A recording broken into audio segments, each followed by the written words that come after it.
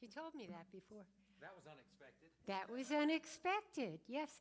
I've had some unexpected experiences on the stage. Me too.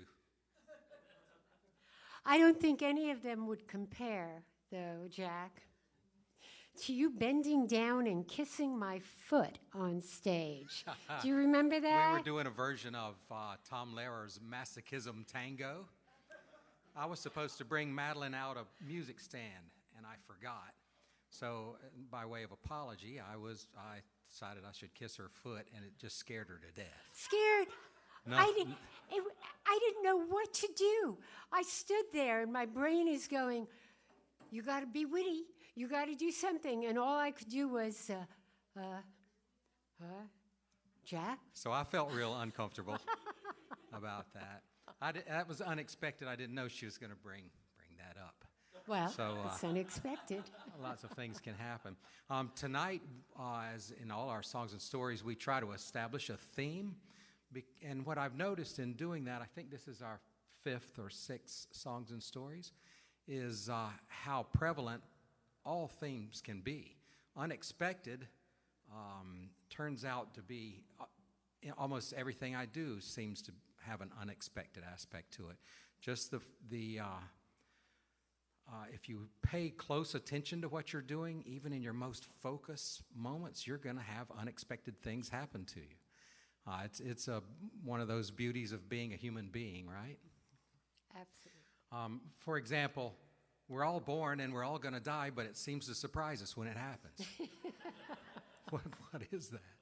Or bringing home my son for the first time. It just surprised me. All of a sudden, I realized I had this responsibility and this list of things I needed to do. Like I didn't know that before.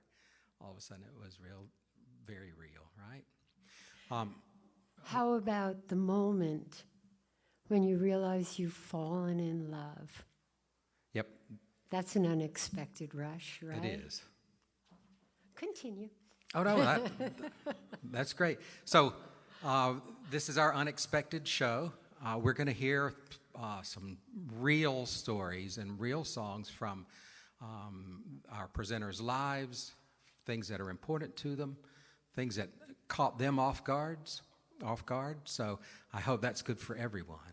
And we're going to start actually by acknowledging that there's a lot of bad stuff going on in our world. A lot of things are concerning and stressful, and it seems to have been that way for a long time. But guess what? Right now here, we're safe, we're together, we're going to explore what it means to be a human being from the unexpected perspective.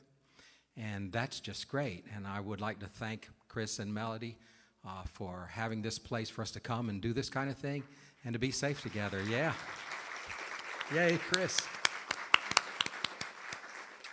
So we're going to start out with a little song. Here's something unexpected. Start your show with a lullaby. Just put them to sleep right away. And my friend, new friend actually, Ka Malinali, is going to join me to sing that. Ka?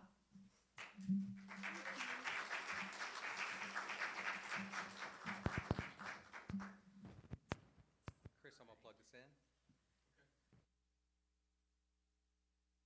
Good night, everybody. All the naked people.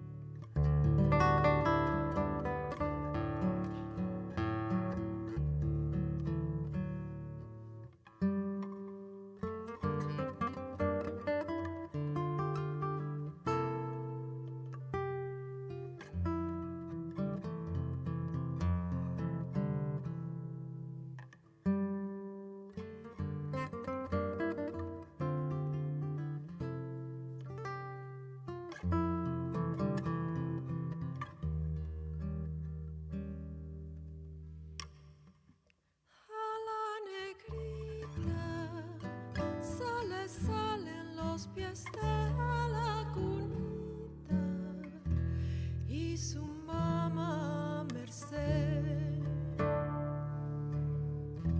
ya no sabe qué hacer.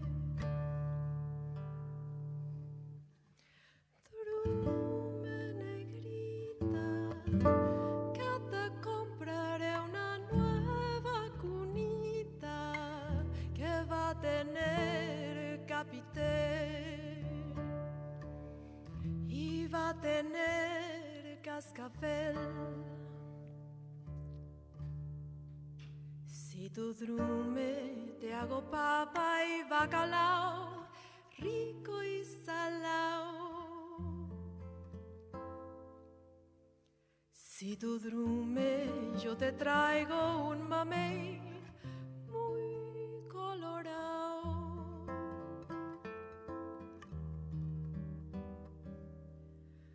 Drume negrita, que te voy a comprar nueva cunita y va a tener capité y va a tener cascabel.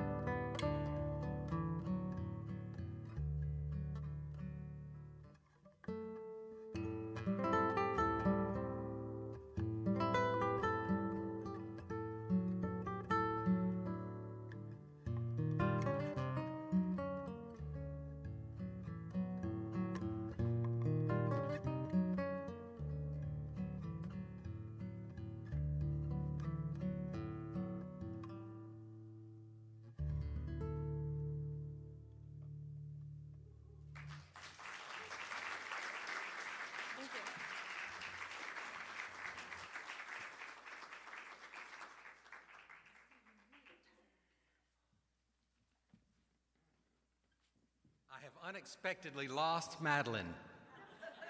Oh no, there she comes. Great. You can't lose me that easily. Well, I get the pleasure of introducing our guest storyteller.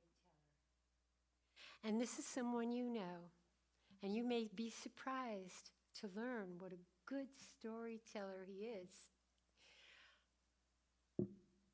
Chris Cortez. Where are you, Chris? I can't see a single thing. I'm also working in the booth. Oh, I know you are. Thank you. Have fun. Thank you. Thank you so much. I told Jack I really wanted to get in on this storytelling scam he had going. Okay, I have two. The first one goes back to the 1980s. I was a band leader, and I had a group called Big Bamboo. That's where the name of this place comes from indirectly. It was a friend of mine wrote a song when our gig ended, and it was called Blue Bamboo. So that's how we ended up naming this place Blue Bamboo. But we had this great gig. It was a place called Daisy's Basement, and I learned how to play jazz there. I learned how to do everything that I do now, and kind of, you know what they say, cut your teeth. You know, it was my formative years as a musician. And we were very lucky to have sort of stumbled into a house gig for 2 years where 5 nights a week we just got to do whatever the hell we wanted. And it was all original music and music that you couldn't find anywhere else in Orlando. Sort of a jazz fusion was the mindset behind it. But for us, it was bigger than that because it was original music. And we were doing that for a living. And it really felt great. And we got invited to open for a lot of big name jazz acts. We opened for Miles Davis one time and Ray Charles another time. It's just like thrilling time to be getting started in the music business. And then the gig ended, and we were just kind of out on the street for a while. And we were determined to kind of keep things going, but you know, things got slim, and we needed to try to make a living. So me and the boys, we went out looking for corporate gigs. This is sellout to us. It was like, it was a thing, you just didn't want to have to do this. It was like, oh, gee, I wish I didn't have to go back to this life, because that's what we did before we found ourselves at Daisy's Basement with unlimited musical freedom. So suddenly it was like, okay, we got to play for the squares, you know. All right, but they pay good. They pay well. So I get this call from a booking agent. He's still around. His name is Ronnie Hart. And at the time, he had a group called The Executives, and they played conventions all over, The Executives. It was totally geared toward corporate mentality. And he called me up and he said, I got a singer. His name is Andy Lewis, and he's one of the original Diamonds. And I said, who are the Diamonds? He said, well, they had one hit record back in the 50s. They were a doo-wop group. And the song goes like this. Oh, little darling, doom, doom, doom, doom. Oh, little darling, doom, doom, doom, doom. Oh, I don't know how the lyrics, but that's how the tune goes, and you've heard it in a million gangster movies and in the background somewhere. Doo-wop. So I said, okay, you know, we can do that. And he said, and there's a girl. We got to get this girl singer into the band. Her name was Tammy. And she's kind of a country singer. I was like, oh, all right. So I've got the 50s doo-wop guy and a country singer and a jazz band. Somehow we'll make it work. We can read charts. Does he have a book? Yes, he has all the charts you need. He's like a total pro, just came from Vegas. Everything's great. So we get together to have a rehearsal with Andy, and there's no 50s doo-wop tunes in his book. It's all, he had a Kenny Rogers medley, and he had a Neil Diamond medley, and he had Engelbert Humperdinck number, and things like that. And he wore puffy shirts and had medallions. He had, I think it might have been a wig, a blonde curly hair. He was definitely trying to look younger than he was. And I think there might have been a myrtle involved. You know, that's a girdle for men. And anyway, so we had the rehearsal with Andy, and he was underwhelming, you know. But hey, it was his gigs. You know, we could tune our ears out. And most of these jobs were situations where they called us a show band, and that meant that he sat out for 3 sets. We would do 5 sets, and 2 of them were shows, and quote unquote shows, and the other 3 were dance sets. So he wouldn't even bother with the dance sets. So we were like, well, I guess we'll be on our own for most of it, so it'll be fine, you know. So anyway, we get into this thing, and the first gig was at a hotel in Tampa that was heavily decorated in a Polynesian theme. You guys might remember this from the old days in the early 1980s. This place looked like a Hawaiian village. But if you got into it, it was really just an ordinary Holiday Inn with a tiki bar.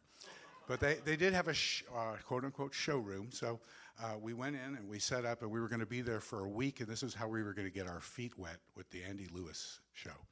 And so we got in, and we played our first set, and now we were a jazz band, and they wanted a dinner set, and we were perfect for that. So we played the dinner set. Tammy came out and sang a few tunes. She turned out to be really good, a real pro. We wrote a bunch of charts for her, and she just fell right in with us.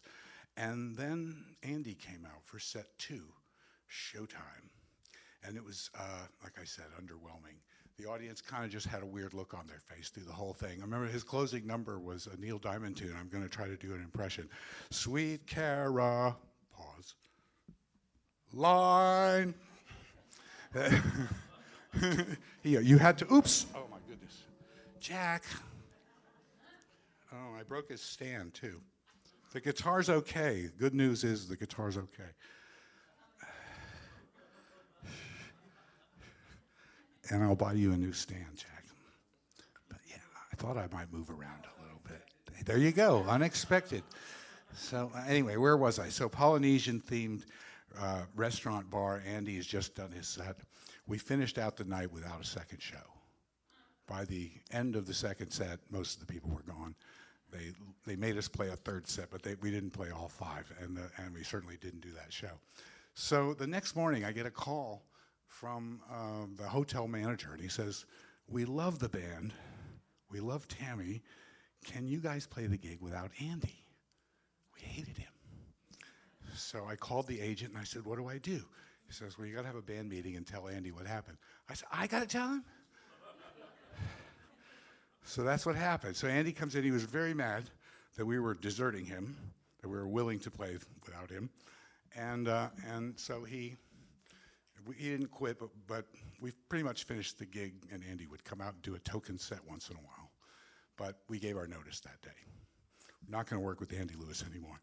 Got Tammy's number, said, hey, Tammy, you know, if you want to pull some gigs with us in the future, we'd be happy to work with you. She said, great, give me a call. So go home, a couple weeks go by.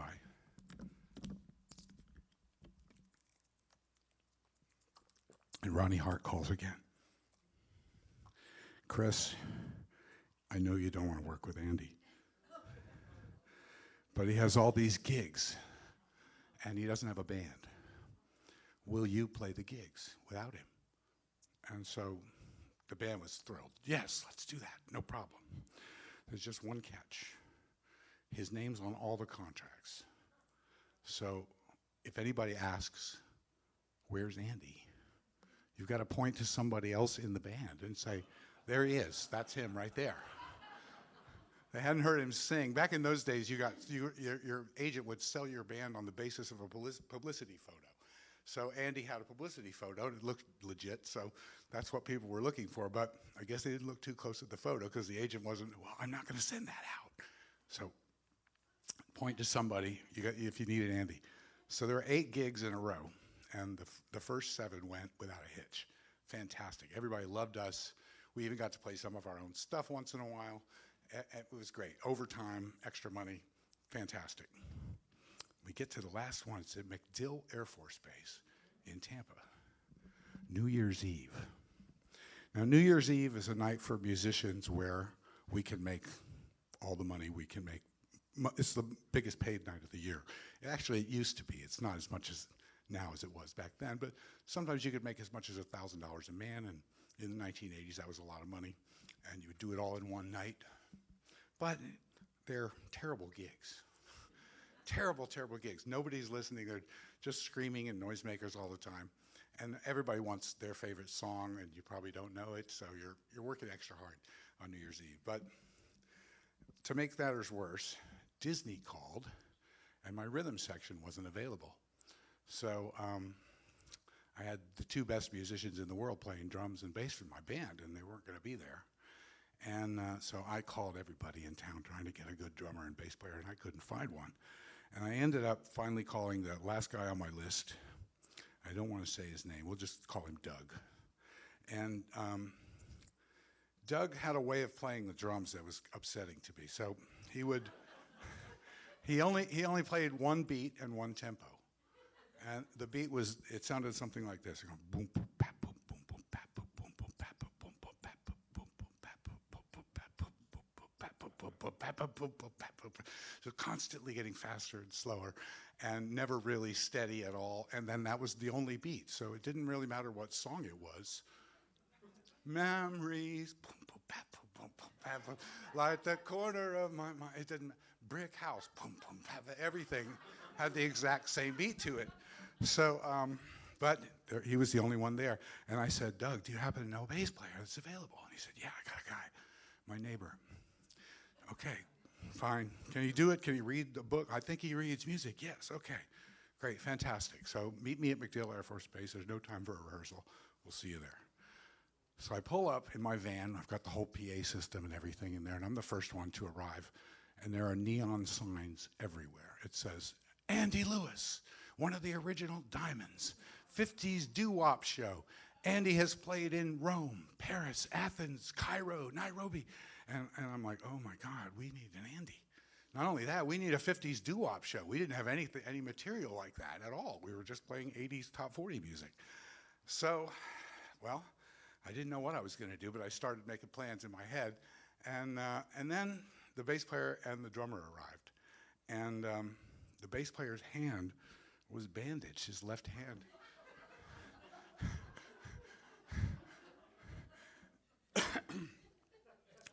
And I said, Tom, what happened to your hand? I'm not kidding. He said, lawnmower accident. Lawnmower accident. And I said, well, can you even play? And he said, that's okay, man. I've got all the open strings. So no fretting, just boom, boom, boom, boom, boom. So I didn't know what to think at that point, but I had other problems on my hands. I had to try to figure out who was going to be Andy for the night.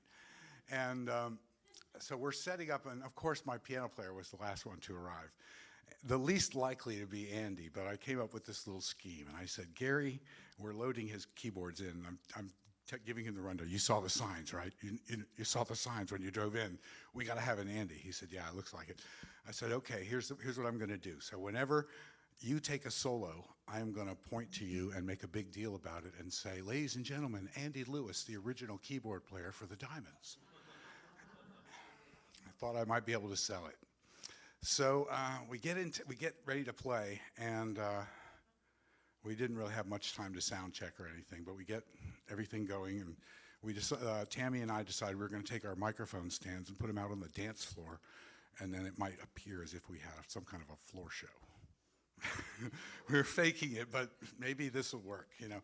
So we get out there, and luckily for us, almost instantly the audience filled the dance floor, and there was no point in us being out there. So we got our mics back up on stage, and we were suddenly a dance band, and that seemed to be okay with everybody.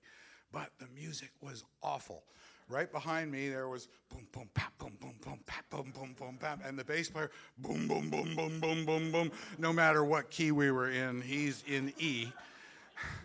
And you know, it was like playing two different songs at the same time. And meanwhile, he's got this shit-eating grin on his face, like the whole time. He is just, I think he had some pain pills, God bless him. And he was just having a ball. The bloody stump is just dangling down here. And so somehow we get through this thing. It's all kind of blurry. I did do a lot of these. Ladies and gentlemen, Andy Lewis over at my piano player gave me a dirty look every time. The first time I got a smattering of applause. After that, I think they were like, yeah, right, whatever. And then we get through this whole thing, and I'm sitting in the dressing room. I had sweat just pouring off of me. I was just completely exhausted and demoralized. I had just sold my soul to the devil for $1,000, you know? And all of my musical integrity was in my past. This is what I do now. You know, I point to the piano player and say, Andy Lewis, and with pride and a smile on my face. And I looked up, and the manager was coming into the dressing room to talk to me.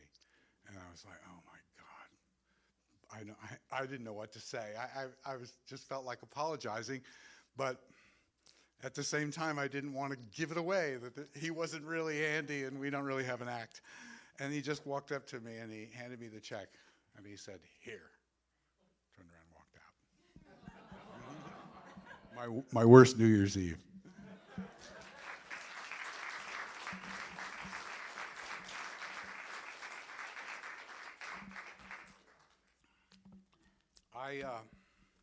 I ran into Andy in a nightclub, and he had a date with him, and I thought I recognized the lady from a play that my mother had directed.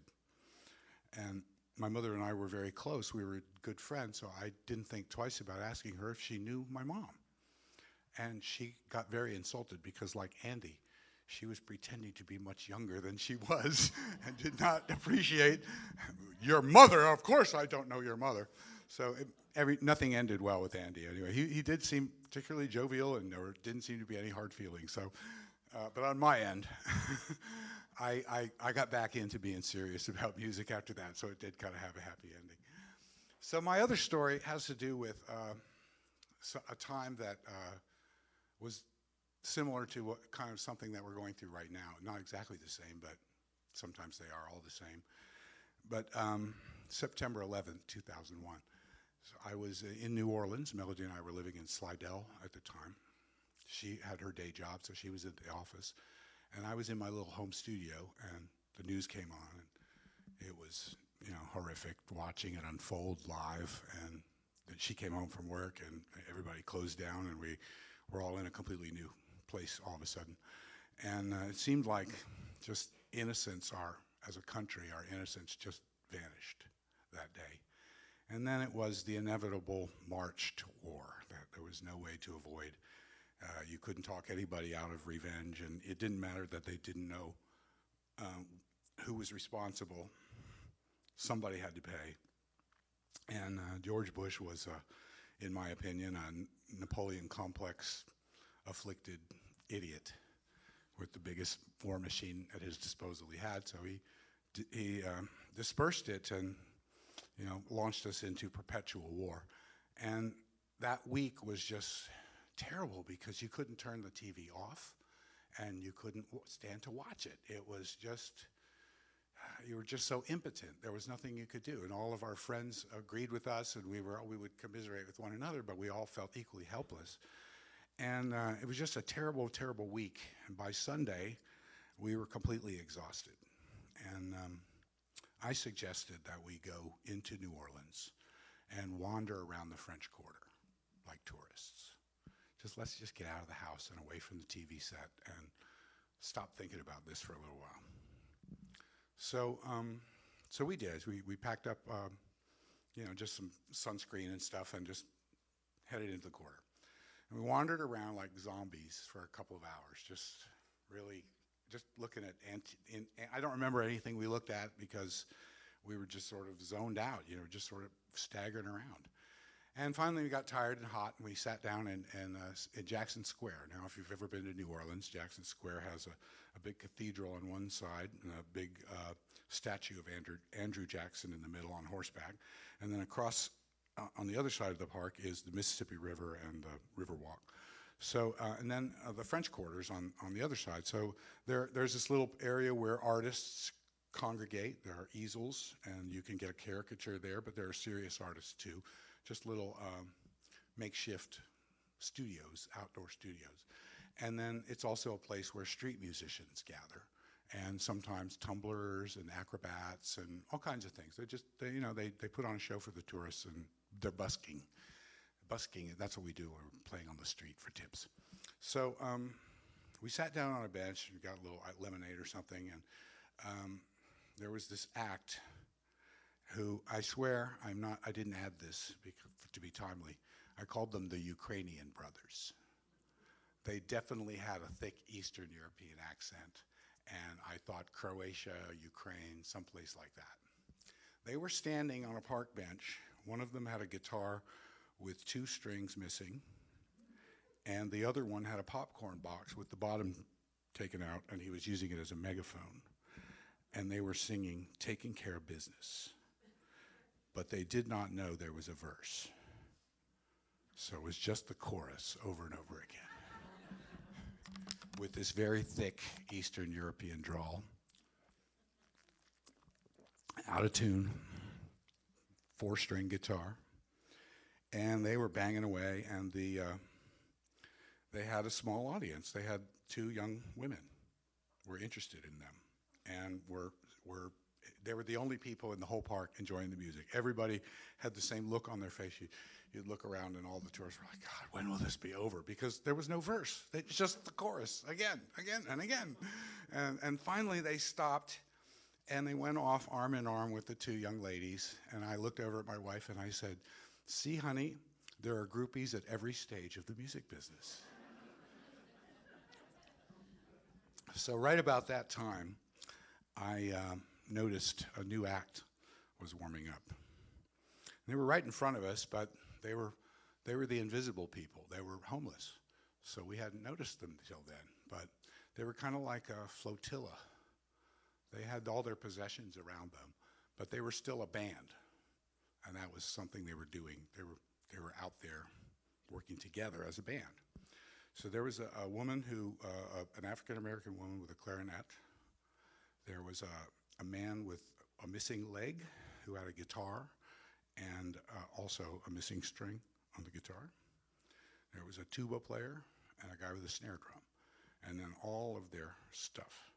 And it looked like a flotilla. They were just like, they were all gathered together and all of their possessions around them, and they looked dirty, and they looked like they'd been camping out for a week or so, and they looked broke. And the woman stood up to play, and she started to play the Star-Spangled Banner. And everybody got real quiet all of a sudden, just like you did. It was something. I've never been so engaged in a musical performance before. I was following every single note. I was hanging on it. Like, I was afraid they couldn't play it. They were, you know, these weren't professional musicians. These were just people who play on the street. It's not a particularly hard song to play, but it takes a certain degree of skill, and I wasn't sure that this group had it. And it was like, if you ever see the movie Amadeus, he uses a phrase like a rusty squeeze box. That was what it was like, but I just couldn't stop thinking about what a perfect thing this was that they were doing. And everybody in the park reacted the same way. I think even the Ukrainian brothers came back around to watch. But we all just sort of stopped and stared at this. It was completely from out of the blue and so appropriate and so perfect. And somehow they got all the way through it, and tears are streaming down my face as I emptied my pockets into their tip jar. Best national anthem. We were all Americans. Okay, that's me. Thank you so much.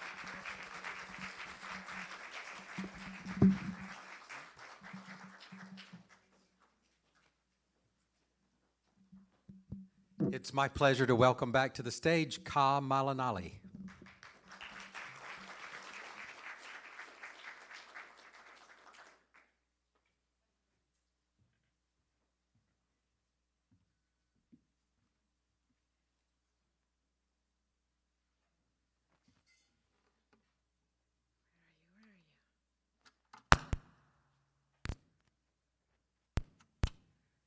Trust no one.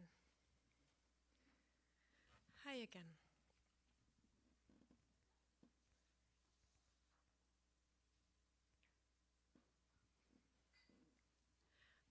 My name is Ka Malinali.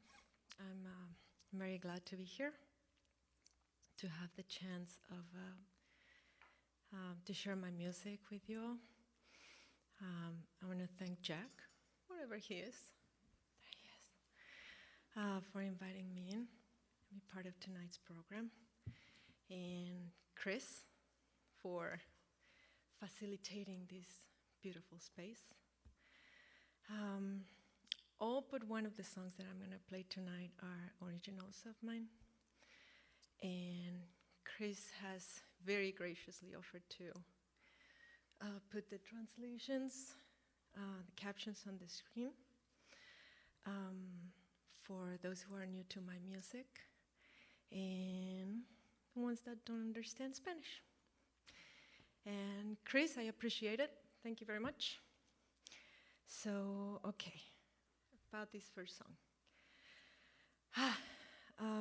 I grew up in Mexico City, and after just a very short stint in New Jersey, we moved to suburban Florida, and I became a very watered down version of that human that came from the city. And sometime, maybe just over 10 years ago, I ventured out of my little Kissimmee plot and joined the first batch of permaculture designers in Orlando, graduates. Yeah, because we were certified. And during that process, I found, like, among other soil stewards and musicians and artists and just good humans, I found that part of me that I liked, the one that I wanted to keep, for good. And back home, some people didn't like the change, as it happens. I remember this song by Joni Mitchell. They say, you've changed, right? What is it? I forget. I've seen the clouds from up and down. That song. So anyway, they called me radical, and I loved it. So I wrote them this song.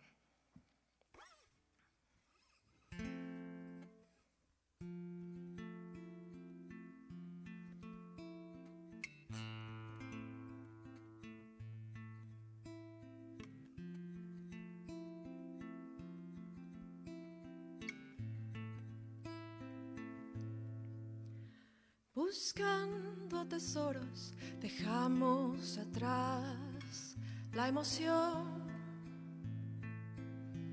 Perdemos memorias al envejecer la razón.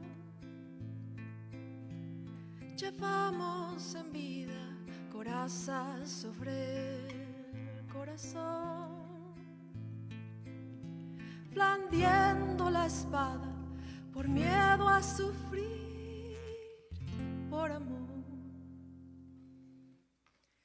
Y así nos hacemos viejos en la trinchera de los prejuicios, orgullosamente lejos de los que no aprecian nuestros vicios.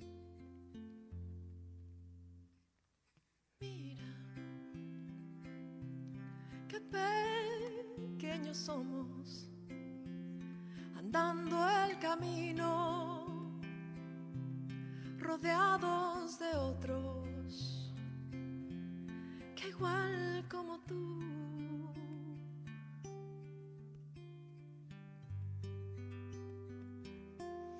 están siempre solos.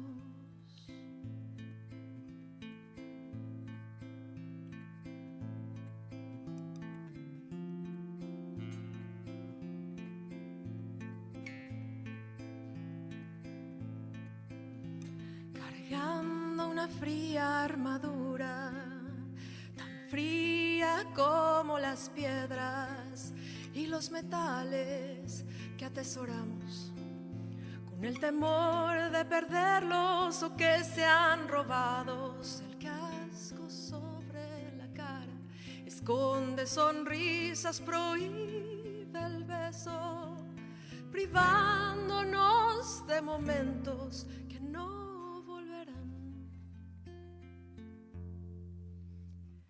Y aunque la edad se lleve la razón al final de mis días,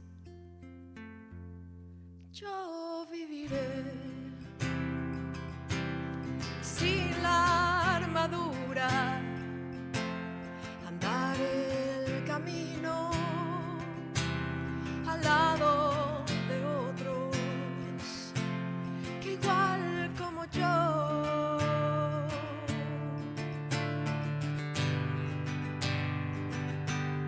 no quieren ir solos.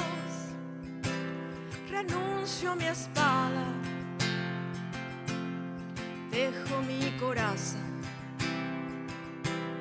desnuda me llevo el tesoro perfecto del momento vivido con el corazón.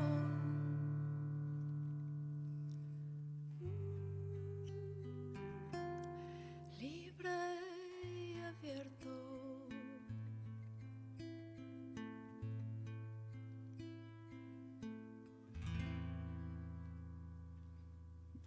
Thank you.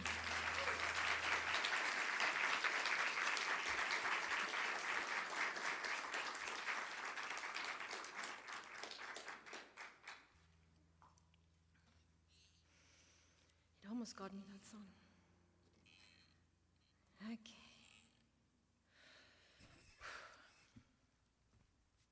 I love that you're here because you're gonna relate to these. I'm talking to T. Madeline. Amazing T. Madeline. I fangirl over them. Wouldn't it be just amazing if instead of raising us humans on cookie cutter love stories, we learn early on to be free to speak our feelings, to speak our truths, and let ourselves be seen and heard and felt in our most authentic selves and vulnerable selves. Oh, I'm making myself cry. This is a song that was made great by two icons of the Canto Nuevo in Argentina, the author Piero and the performer Mercedes Sosa. She sang it beautifully, so I hope I do it justice. It's called Soy Pan, Soy Más. Soy Pan, Soy Paz, Soy Más. Oh, hold on.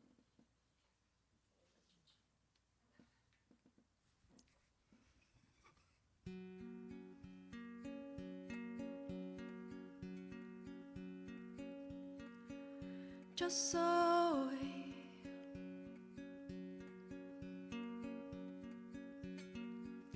yo soy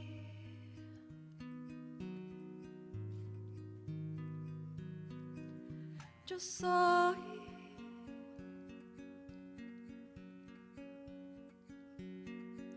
soy agua, playa, cielo, casa, planta.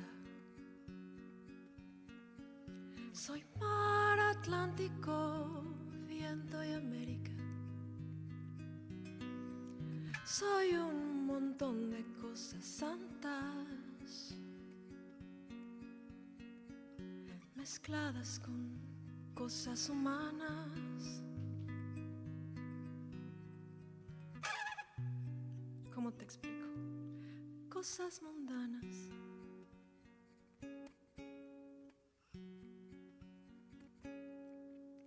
Fui niña, cuna, teta, techo, manta. Más miedo, cuco, grito, llanto, raza. Después mezclaron las palabras o se escapaban las miradas. Algo pasó.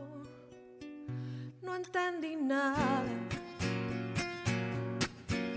Vamos, decime, contame todo lo que a vos te está pasando. Porque si no, cuando tu alma está sola llora. Hay que sacarlo todo afuera como la primavera. Nadie quiere que adentro algo se muera. Hablar mirándose a los ojos, sacar lo que se tiene afuera, para que adentro nazcan cosas nuevas.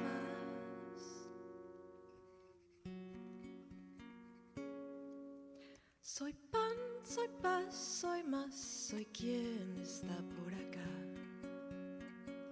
No quiero más de lo que quieras dar. Hoy se te da, hoy se te quita. Igual como la margarita. Igual la mar. Igual la vida, la vida, la vida, la vida. Vamos, decime, contame todo lo que a vos te está pasando. Porque si no, cuando está tu alma sola llora.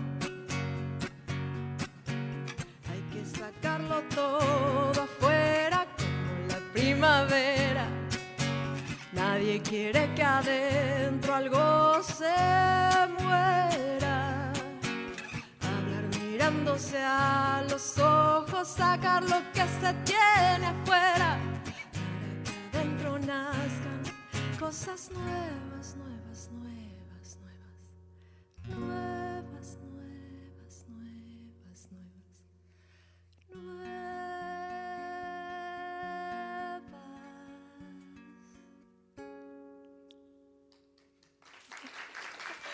Thank you.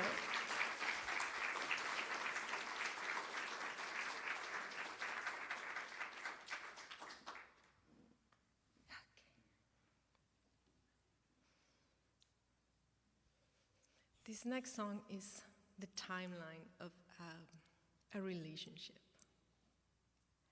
And I could call it a love story, and it could be very like template-y, but falling in love reveals itself, like love reveals itself at the end of the relationships, after every single unexpected emotion has shaped and bruised and healed that love. It's called brevity. Brevity. Pardon my English. Brevedad.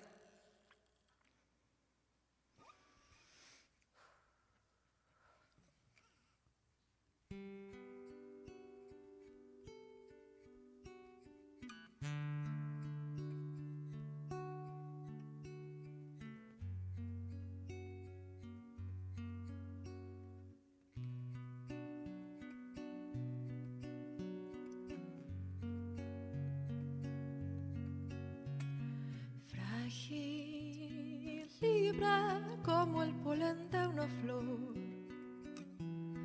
reposa en tu mano y con suave viento, viento que salió de tus dulces labios, largo fue el momento en el que floté con la liviandad.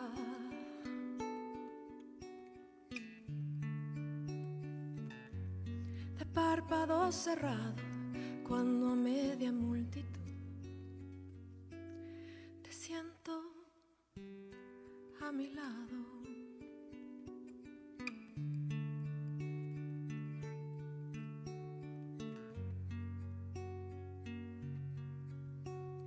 Ir y venir igual que olas de mar, era nuestro baile, poema en cadencia, ritmo de pasión. Era luz de luna sobre el lienzo de tu piel, en el que pinté con la suavidad.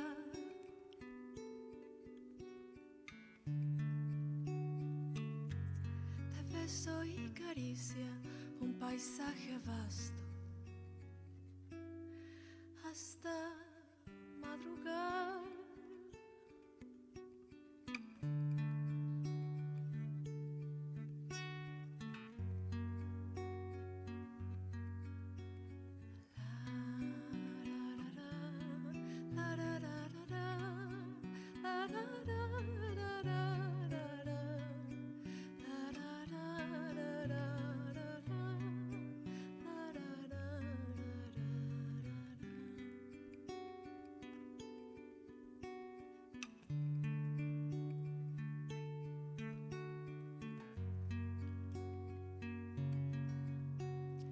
Largo, lento fue el invierno del final, menos los momentos, menos las caricias, más necesidad de buscar a solas el motivo de existir, hasta comprender que la brevedad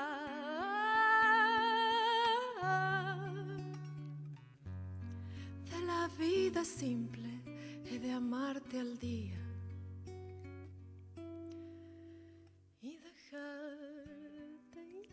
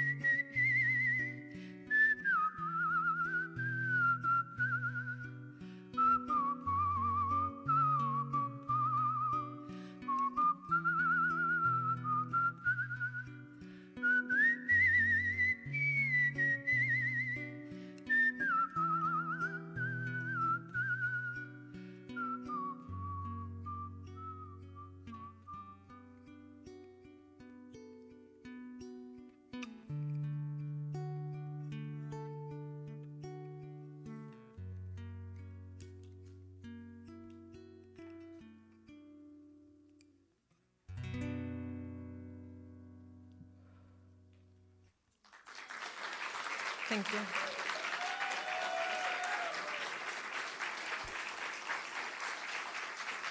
Thank you. My sisters! Okay, so speaking of, I'm currently playing with a beautiful group of women. And we're all sisters. Sisters. The Swamp Sisters.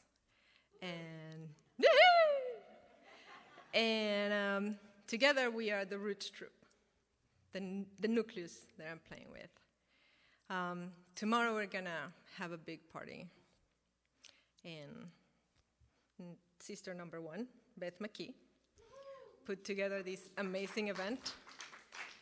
3 stages, 20 acts, and it's just gonna be so much fun, so much fun. It's the Cosmic Conjunction Function. I brought some flyers, they're on the table out there if you need more information. And if you're still not sure about wanting to go, it's a fundraiser. And yeah, it's all for really cool stuff.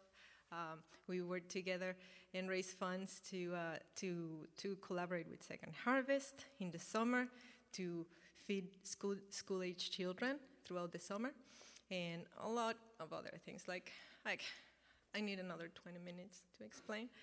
But anyway, I wouldn't be here if it wasn't for Beth. So thank you, Big Sister. And yeah, I hope to see some of you there tomorrow at Wheels Pub. Starts at 4.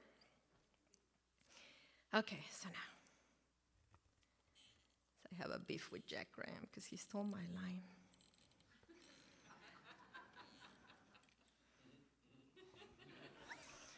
Okay, so let's get real for a moment.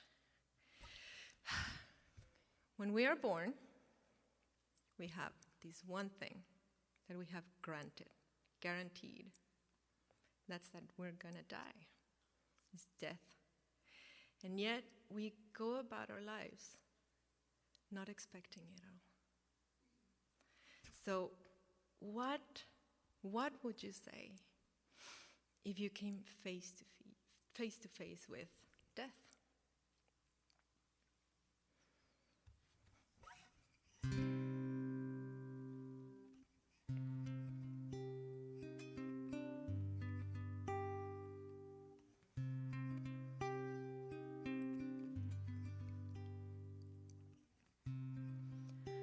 Vuelo en la oscuridad, vuelvo a la infinidad, se detiene el tiempo en musgo y arena, soy un nuevo palpitar,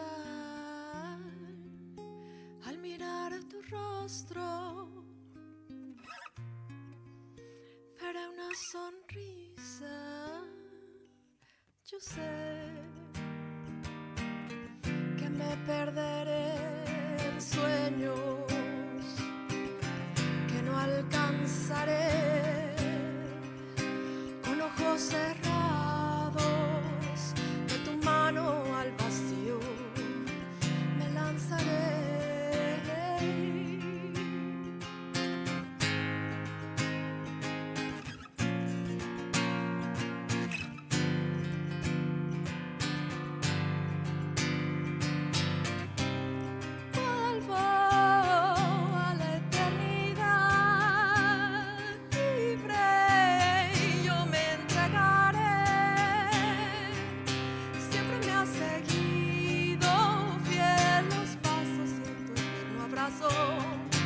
Dormiré, ya no habrá caricias, callará mi voz, seré un eco de ayer, tendrás mis huesos y mi piel, cederé en un beso mi fuerza, mi sufrimiento.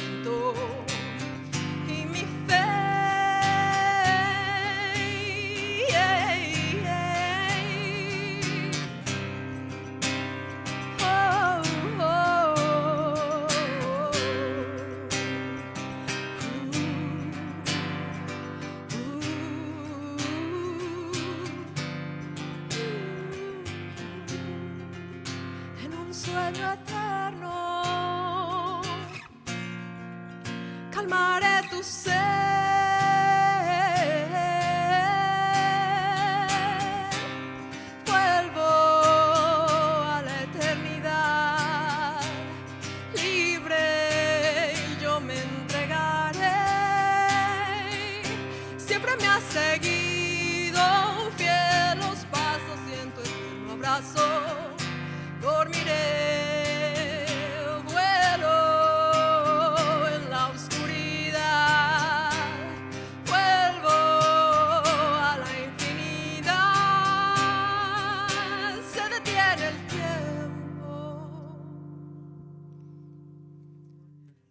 musgo y arena, soy un nuevo palpitar.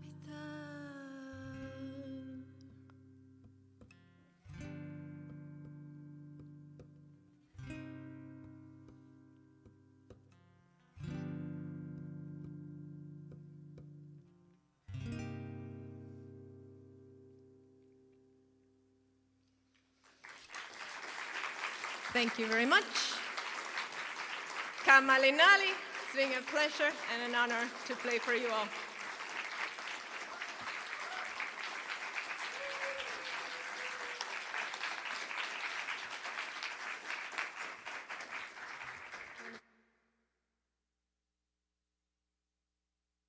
We're going to take an intermission.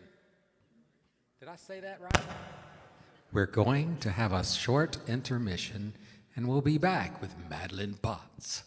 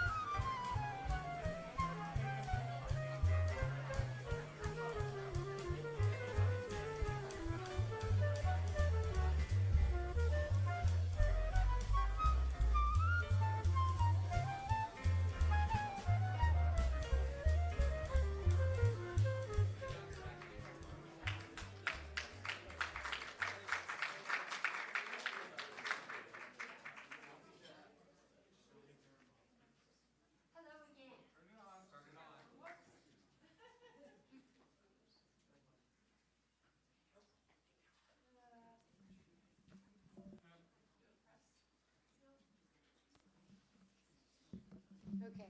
Now I do what every modern woman does. Jack? Okay, we're on.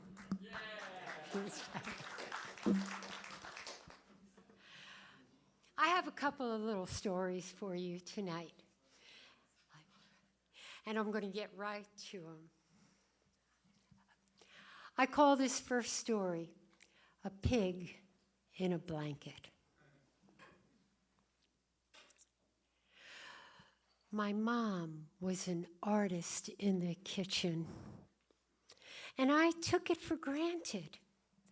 Those trays of perfectly uniform cookies, hundreds of them at a time sometimes, and perfect rolls of stuffed cabbage, all identical in size, simmering in a pot of a sweet and sour base. Everything that she made was perfect and perfectly delicious. And she cared about plating. She said, half the eating is done with the eyes.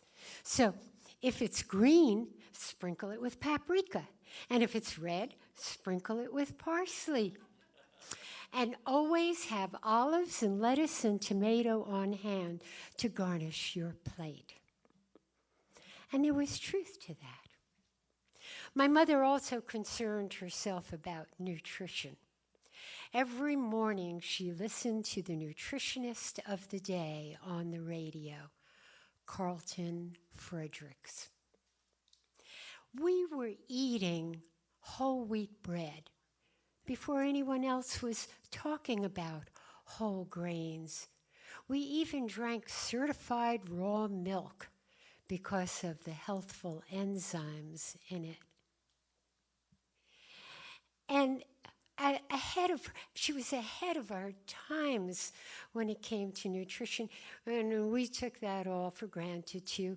We learned to sprinkle our ice cream with honey toasted wheat germ. Any way that she could get us to supplement our nutrition, she did. And she herself went around munching on brewer's yeast tablets all day long. She tried to get us kids interested in it, but we realized that they made her fart like a squeaky door all day long as she went about her chores, so we politely declined. But as I said, she was a miracle in the kitchen and regularly produced these gargantuan meals because I had 24 first cousins and 18 aunts and uncles living in close proximity in Brooklyn. And they all knew my mother was a great cook. So it wasn't unusual to have 5, 8, 10 unexpected guests at the dinner table. But in many ways, my mother was a little socially insecure. She was raised in a very Eastern European home and not quite sure of herself when it came to mainstream American culture, which really worked for us kids because we can play on those insecurities to promote our own agendas. And my mother wasn't big on parties because we had such a big family. She didn't see the need for us to have big birthday parties or anything like that. But at one point, my sister Rhoda, who was almost 8 years older than me, convinced my mother and father to let her have a sweet 16 party. The catch was she wasn't turning 16. She was turning 15. But she had lied her age to this guy that she had met and liked. And my parents went along with it because the truth was just, particularly about age, was kind of a mutable subject in our house. My mother lied my age and told the sleepaway summer camp that I was 10 because that was the minimum age, but I was only 9. And my brother lied his age when he was 13 and said he was 14 so that he could join the Junior Civil Air Patrol. And my parents backed that little fib, too. I guess these days we would call them alternative facts. So my sister succeeded in having a party at the house. The day of the party, I woke up. It was early in the morning. I went down into the kitchen. My mother was already busy cooking. There were trays of baked goods already set out and things roasting in the oven. And I watched her while I ate a bowl of cereal and milk, and she was peeling and slicing and dicing and roasting and boiling. And I said, "What are you making for the party, Mom?" She sighed because she didn't like to be interrupted when she was cooking. She wiped her hands on a kitchen towel and then counted off the things she was making on her fingers, one at a time. And lastly, she pronounced, "Oh, and pigs in blankets." Pigs in blankets? Those little cocktail franks and pastry dough, but I didn't know what that was. So I said, "What's that?" Well, it was one question too much. This was just too much of an interruption in her concentration. "Go outside and play," which I did. The day passed, evening came, the guests started to arrive. I watched them sitting on the staircase, my sister's friends, and this young man that she was interested in. Oh, the guys, they were dressed in sport jackets and slacks and looked a little awkward and uncomfortable. The girls were the same age, but significantly more mature and so well dressed in their T-strapped high-heeled shoes and sheath skirts and cardigan sets with little neckerchiefs tied around their neck. Every now and then, my mother would infiltrate the fragile social structure of the party by coming out with trays of goodies from the kitchen. "Here, try some of my gefilte fish. You dip it in the horseradish. It's really good. You'll like it. Oh, this is my own chicken liver. I use chopped chicken livers instead of steer's liver. It's much more tasty. Put it on a piece of pumpernickel. You'll like it." Well, the party went on, and I thought I had been thinking about pigs in blankets. What did my mother say when she said she was making pigs in blankets? I couldn't figure it out.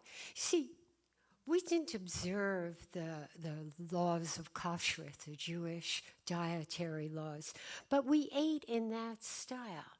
And so pork was one food that had never made its way into my mother's kitchen. And the whole idea of a pig in a blanket just didn't seem right. But I figured it out. You see, I was a chubby little girl. More than anything, I wanted to look like my voluptuous big sister, Rhoda. Sometimes when I was getting ready to take a bath, I would stand in front of the bathroom mirror and suck my stomach in and see if I could make it flatten out like my big sister's stomach. No, it didn't happen. Or I would throw my shoulders back to see if my little boobs had started to grow. They hadn't. I was a bona fide roly-poly, and I had earned the affectionate but rather accurate nickname of Piggy. My sister called me her little piggy, and then it just dropped the her little, and I was just Piggy. So it made sense to me. I was the pig in the blanket. I was going to be an essential part of the festivities. Oh, and I couldn't wait for the evening to come. And then the guests did arrive. Oh, they all looked kind of awkward. Someone put some records on the record player, and two brave couples started to dance. One couple shuffled from side to side, staying in one spot for the duration of the song. Another couple held each other appropriately formal dance style with a substantial difference between their bodies. And they executed a perfectly geometric box step. 1, 2, 3, pause. 1, 2, 3, pause. I watched it all happen. At some point, I went to my room and I got a blanket from my bed, the big bed that I shared with my sister Rhoda. And then a little while later, I retrieved my pillow and put it behind my head so that I could lean my head against the step above me. And I was listening to Nat King Cole croon about the beauty of Mona Lisa. And I fell asleep. I don't remember being picked up and carried upstairs or put into my bed or covered up. I never woke up for that. But several hours later, my sister came into the room and slid into the bed beside me. I tried to open my eyes, but I couldn't. I sleep-slurred my words and said to her, "Was I a good piggy?" And she said, "Oh, piggy, you were the best."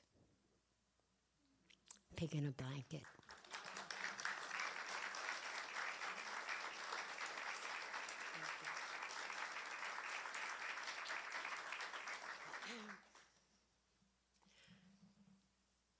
I would like to dedicate this story to my father, who is no longer with us.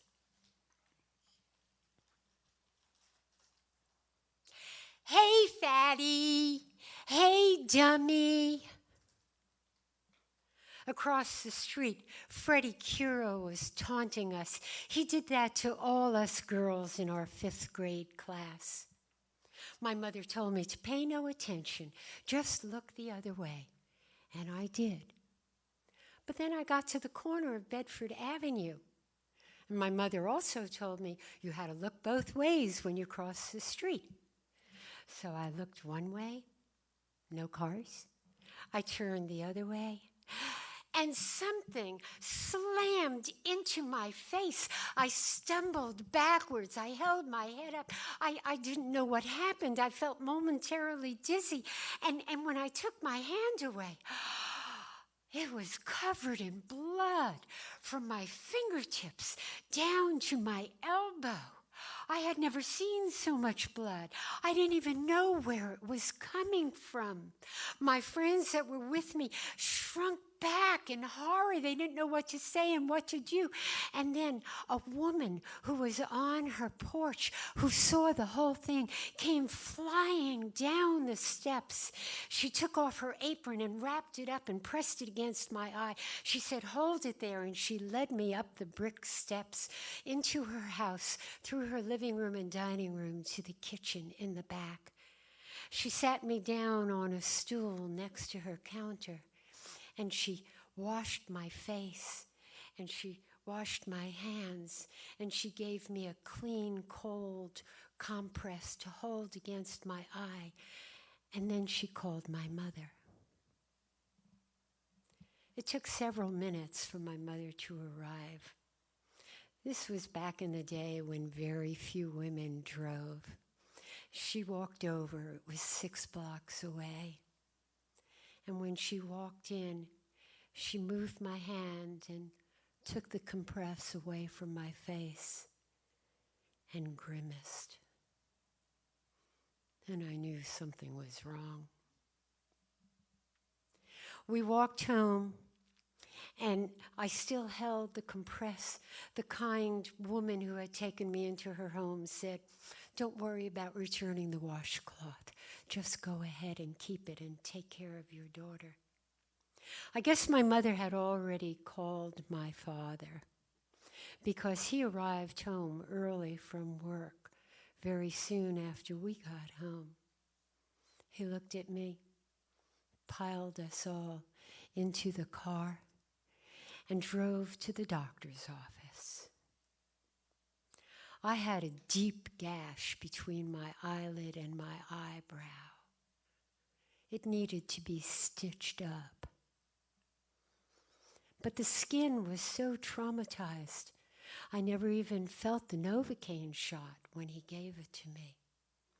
And the stitching, well, the stitching was alarming, but not really painful.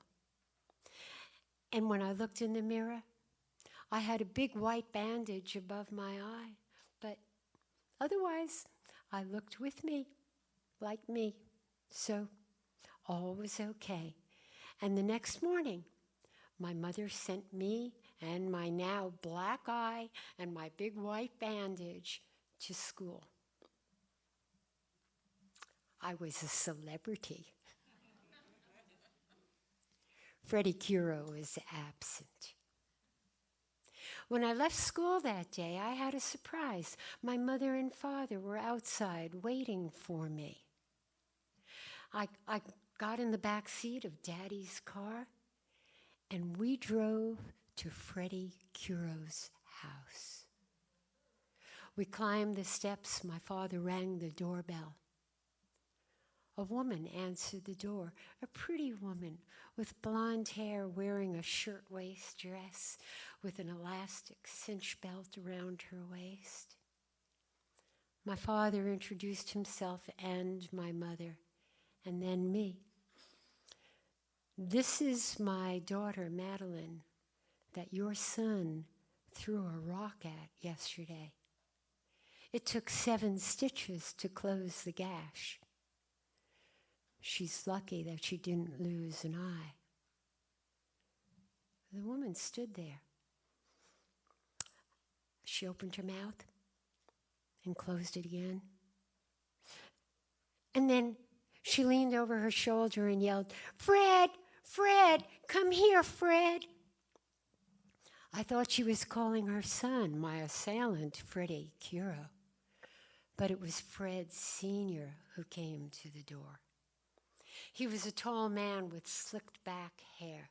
He was wearing a ribbed, sleeveless undershirt, the same as the ones my father wore, although my father never would have opened the door in his undershirt. And he wore pleated slacks, and I remember he had suspenders that hung down, making a loop on either side of his legs. My father reiterated what had happened.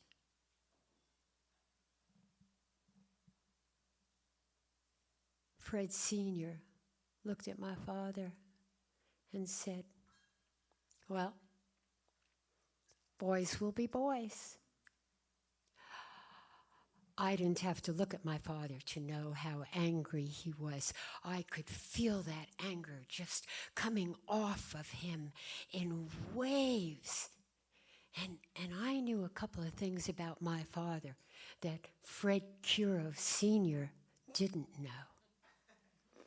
For one thing, I knew that my father's first career was as a boxer. And he was a strong man. And I saw those boxer's fists clench at his side. And the other thing that I knew was that my father carried a gun in a holster over his shoulder. He was wearing it now under his jacket because he transported cash. This was before credit cards. He transported sums of cash every day to the bank in his work. And he had already been held up and pistol whipped one time. So he went out and got a gun and a permit to carry. And he was wearing that gun right now. And the moment just imploded with apprehension. Then Mrs. Curo came up to the door, and she looked over her husband's shoulder and said, "You can't sue us. Freddie is just a child, and it was a public street, so there's nothing you can do. We won't even pay the doctor bill." And my father looked at her. I didn't come here to threaten you with a lawsuit. And I didn't come here to ask you to pay my daughter's medical bill. I came here as one parent to another. I thought you should know what your son did so you could address it within your family. Just then, Freddie Curo came walking up to the door, young Freddie Curo, my assailant. He had a custard cup in his hand. It was filled with chocolate pudding, and in his other hand he held a spoon, and it was piled high with some of that pudding. And as he walked over, it sloshed out and spread out on the floor. Mrs. Curo turned around. "Freddie, I told you to be careful with that." Her husband spun toward her. "For crying out loud, it's just pudding." And she took 2 steps back, and she lowered her head and held her hands together and pressed her lips together. And as young as I was, I recognized the look of a frightened and intimidated child.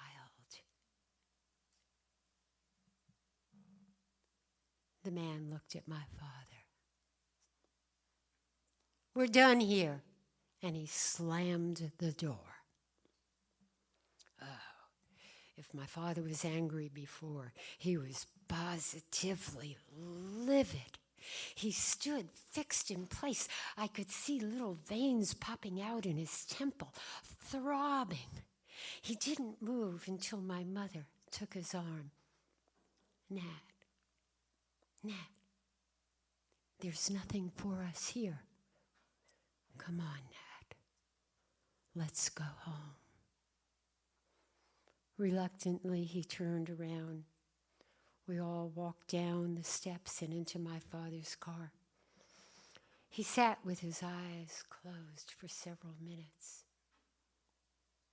And then he picked his head up, put the key in the ignition, started the car, and we drove away down Bedford Avenue to Avenue U. And when we got to East 29th Street, which was our street, for some reason he kept going. I noticed it from the corner of the back seat where I was all curled up. My mother didn't notice it right away. Now she was busy just fuming her anger about the whole situation, until she suddenly stopped and looked around. "Nat, where are you going?" He didn't say anything. We left Brooklyn. We were actually now in Queens, which to me seemed like the end of the world. "Nat, where are you going?" "You'll see." And presently, he parked the car right in front of New York City's iconic ice cream parlor, Jan's Old-Fashioned Ice Cream. We sidled into a red leather booth. A waitress came over with menus in her hand. My father went, "No, we're going to have the kitchen sink." The waitress left, and a short while later she came over with a huge white porcelain bowl. It was filled with a dozen scoops of ice cream of all different colors and flavors. And there were pockets of nuts and fruits, and it was drizzled in one direction with hot fudge and in the other direction with butterscotch. The whole thing was piled high with whipped cream with multicolored sprinkles on it and a maraschino cherry. And stuck into that magnificent creation were 3 long-stemmed teaspoons, looking to me like celebratory candles. My mother and I each grabbed a spoon and dug in and began slurping whipped cream and ice cream and smacking our lips with delight and licking the traces of whipped cream from our mouths. My father just sat there, looked at me, and then he reached across the table.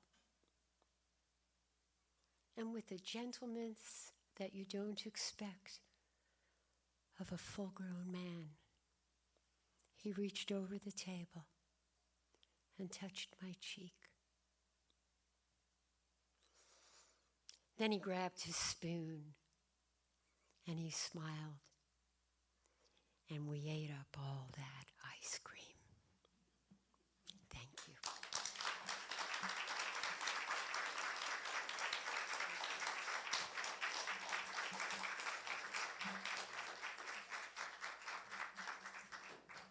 Madeline and Ka and Chris, I don't know about you guys, but I'm very much in love with all the performers so far.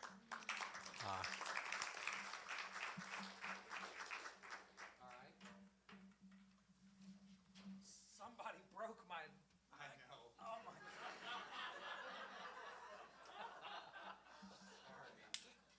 I didn't even notice that when I was up here earlier. Oh, wow.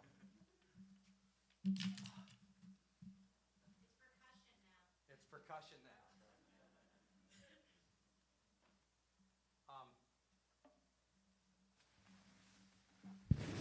I don't need this quite yet. Let's put that over there. Hey, thanks for coming out and seeing us tonight. I hope we're delivering what you need, or at least some of it. 1 second.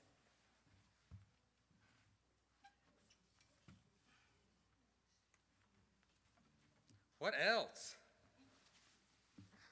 So, I also wanted to call out another swamp sister that's here tonight. About 5 or 6 years ago, Chris had convinced me that I could do a show like this, and I kept saying, I've got a full-time job. I don't have time to work up a repertoire. I can't do this. Oh, yeah, you can, till he came to a group of my friends that were here one night, and they said, oh, yeah, he can do it. There's one right there. Diane's there. Oh, yeah, he can do it. So I asked Terry Binion to do it with me. And Terry is here tonight, another incredible performer, somebody I dearly, dearly love, yes. And Beth was actually the guest musician during our first Songs and Stories here. I think that's been 3 years, something like that. 2 years kind of disappeared on me altogether.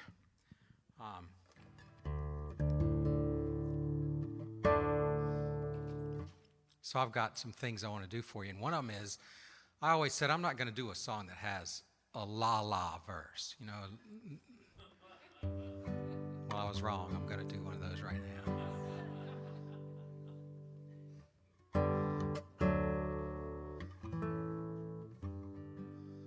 La la la la la, la la la, la la la la la. When that comes back, you can all sing if you want to. Back in Brooklyn when I was 10, as if to prove that we were men, my friends and I would trash each other's families. We were morons, I know that now. I let them call my mom a cow, as somehow that would illustrate my virility. But one day they threw a curve, struck a raw nerve, and found the shameful secret but I took it like a man. I stood my stand, and then I wept. 'Cause when your father looks like Mo, you know, the guy from the Three Stooges, life can be so cruel. At school I was a sitting duck. Behind my back I'd hear nyuk, nyuk, and if that wasn't bad enough, sometimes they'd bop my nose. To look at me, you might believe, more likely my father looked like Curly, but no, he looked like Mo. La la la la la, la la la, la la la la la. I asked my father straight out one day why he chose to look that way, his shiny jet black hair cut like an Eskimo. I had hoped his reply might be some father-son philosophy, but all he said to me was, "Who the heck is Mo?" I said, "Dad, it's me they tease.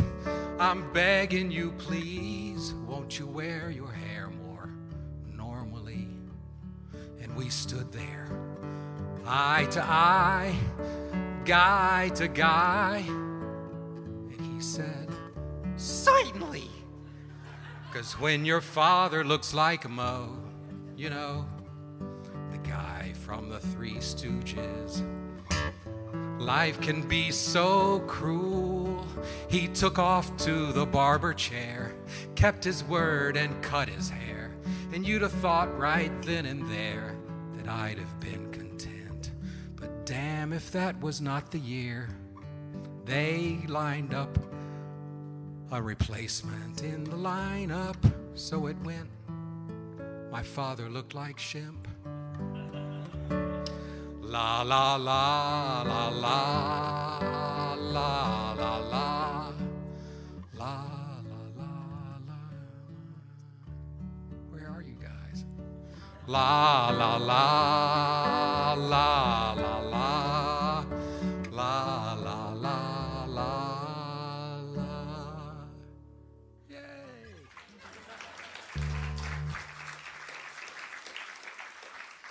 Thank you. That's a David Wilcox song, songwriter out of Asheville, North Carolina.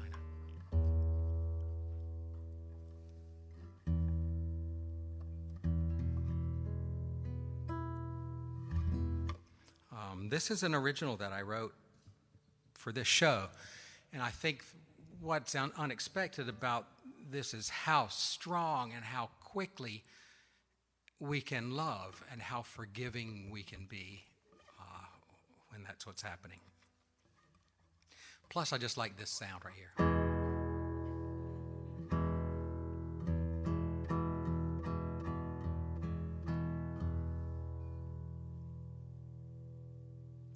And the first line, what's the first line, Karen? When you are ready to share your smile for a little while, come see me. When you are ready to share yourself, I'm on the shelf. Come see me. I don't feel like I'm waiting. I feel like you're hesitating, and that's okay. But today and yesterday, no one is going to take your place. There are many trying. I can't give up waiting for you. What would you do if you were in my shoes?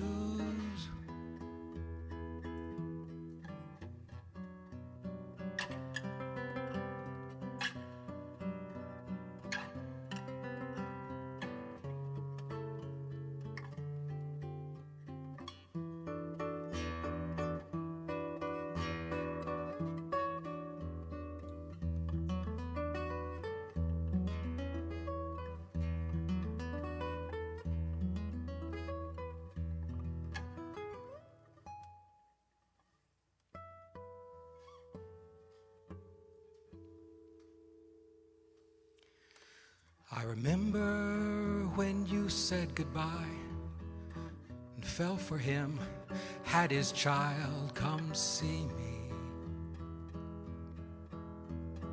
Now that he's gone and you're all alone, it's time for you to come back home, come see me.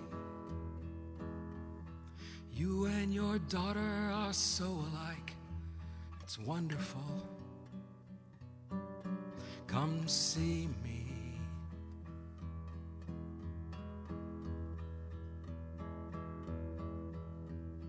In my heart there's lots of space, yeah, there's no denying. I can't give up on happiness, we'll get it back without even trying, I know. Please make it so.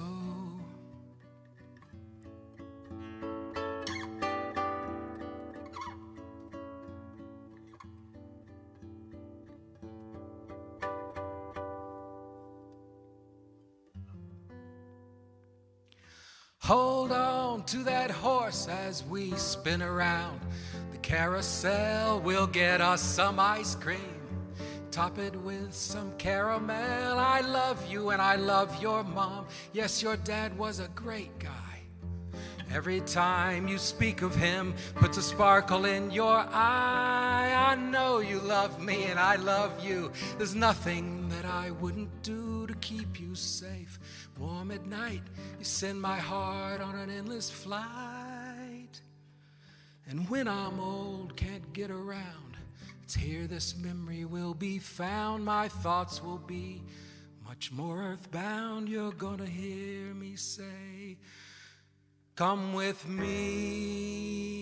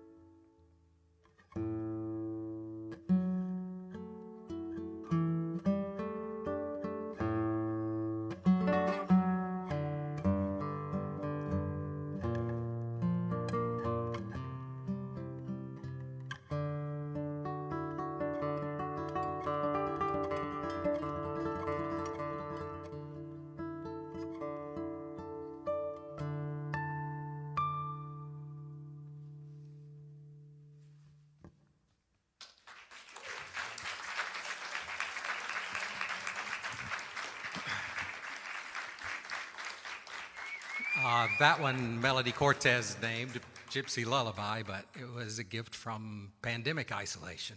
So that's the first instrumental I ever wrote.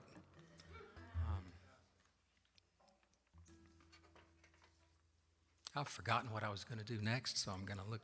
Oh, yes. That's what this is for. One of my good friends who was here actually gave me this for my birthday, and our birthdays are around the same time, and guess what I gave her the same year? Same thing. Surprised both of us. This one's a Josh Ritter tune. You might have heard me do it before. This is that love in the most unexpected of places and in the most kind of unexpected ways.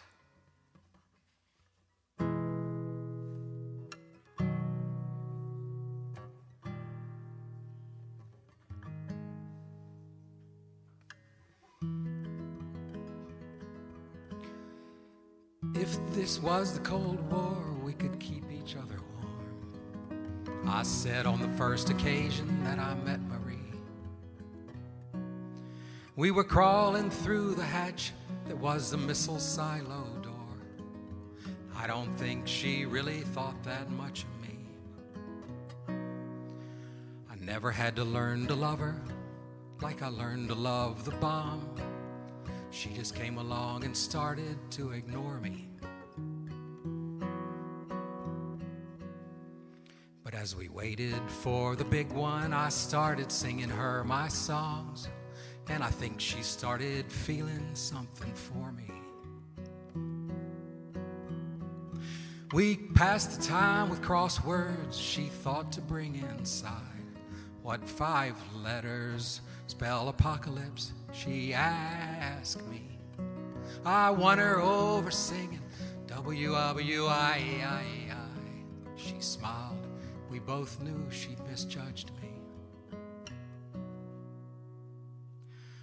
Oh, Marie, it was so easy to fall in love with you. Felt almost like a home of sorts or something. And you would keep the warhead missile silo good as new, and I'd watch you with my thumb above the button.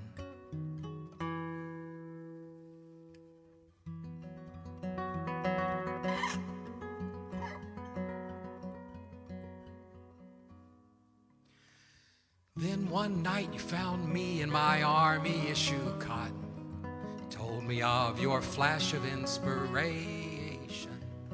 You said fusion is the broken heart that's lonely's only thought. And all night long you drove me wild with your equations. Oh, Marie, do you remember all the time we used to take? We'd make our love and then ransack the rations.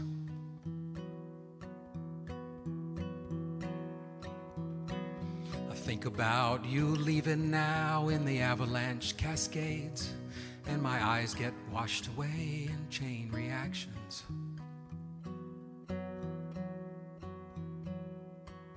Oh, Marie, if you would stay, we could stick pins in the map of all the places that we thought that love would be found. But I would only need one pin to show where my love's at. In a top secret location 300 feet under the ground.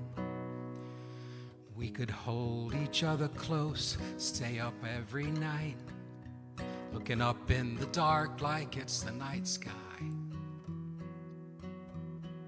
Pretend this giant missile is an old oak tree instead, and I'd carve your name in hearts into the warhead.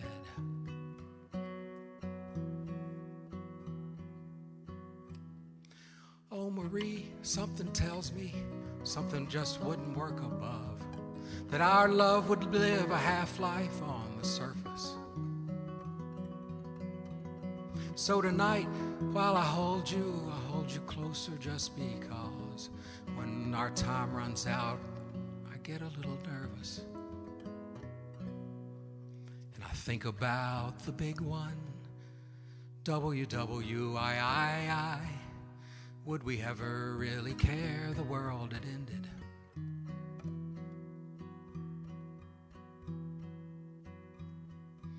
Hold you closer tonight, like I never did before. And I think about the big red button, and I'm tempted.